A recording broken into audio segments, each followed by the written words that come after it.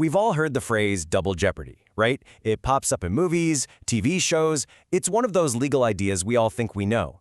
It sounds like this simple, absolute rule. You can't be tried for the same crime twice. It's supposed to be this unbreakable shield for citizens. And yeah, that's pretty much the textbook definition. It's a huge pillar of our legal system. The idea is to stop the government, with all its power and resources, from just coming after the same person over and over again until they get the result they want. It's all about fairness, and knowing that when a case is over, it's really over. Okay, but here's where we get into the really fascinating stuff. That shield, it's strong for sure, but it's not invincible.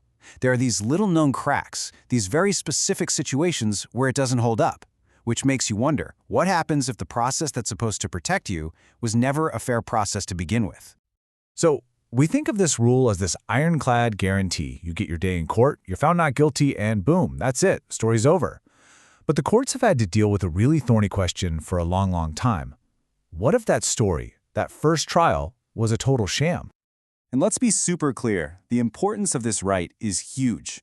I mean, it's there to prevent the state from just harassing someone endlessly, to save people from the stress and the cost of trial after trial, and to make sure a court's decision actually means something. It's a vital check on power. This is where the plot thickens. What if that first trial was just for show? You know, a performance of justice rather than the real thing. Can a process that's completely corrupt actually give you real legal protection?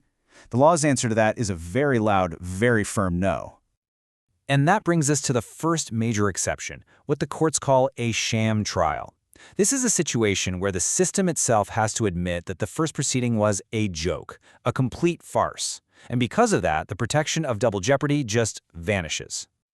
This quote from a real court decision hits the nail on the head. It points to two key problems. Either the prosecution was totally shut down and couldn't even present its case, or the whole trial was just a fraudulent mess. In either of those situations, that not guilty verdict is basically worthless. So think of it this way. A legitimate trial has all the right ingredients. Both sides get to speak, evidence is shown, the judge is neutral. That's when jeopardy attaches. But in a sham trial, maybe there's bribery or collusion, or the deck is just completely stacked against the prosecution. In that case, legally speaking, jeopardy never even started. You see these images, the broken gavel, the tilted scales. That's a perfect visual for what the law calls grave abuse of discretion.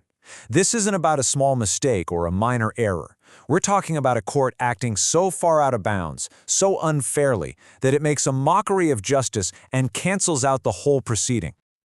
Okay, so a trial can be a sham because it's corrupt. Got it. But there's another, really surprising way that double jeopardy can disappear, and it has to do with something that happens every single day in courtrooms, plea bargains. What happens if the deal itself is broken from the start? All right, let's walk through this. Step 1, the accused says, hey, I'll plead guilty, but to a lesser crime.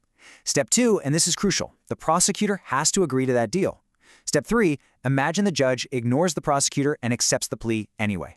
And step 4, the judge convicts the person on that lesser charge. Well, you've just created a huge legal mess. This is the absolute heart of the matter. That Latin phrase you see there, condition sine qua non, basically means the one thing you cannot do without. For a plea to a lesser charge to be valid, the prosecutor's consent is that one thing. It's a non-negotiable, essential ingredient. So if that essential piece, the prosecutor's agreement, is missing, the court had no business accepting the plea in the first place. The conviction is void. And because it's void, jeopardy never attached. Not even once. The number is 0. So trying the person again isn't double jeopardy because legally the first go-around didn't count. So why do we have these exceptions? You might wonder if they're just ways to weaken a really important right. But that's not the goal at all. They exist to protect the integrity of the whole system. It's a really delicate balancing act. And this table really sums it up. On one side of the scale, you have the right of a person not to be hounded by the state forever. But on the other side, you have society's need to make sure that a truly guilty person doesn't walk free because of a rigged trial or a faulty legal shortcut. These exceptions are the system's safety valve. When you boil it all down, this is the key takeaway. The right against double jeopardy was designed to protect people from being abused by government power. It was never, ever intended to become a shield for someone who got their win through fraud or by completely ignoring the rules of the game. And that leaves us with a pretty heavy question. If this shield we all count on isn't totally unbreakable, who gets to decide when to poke holes in it?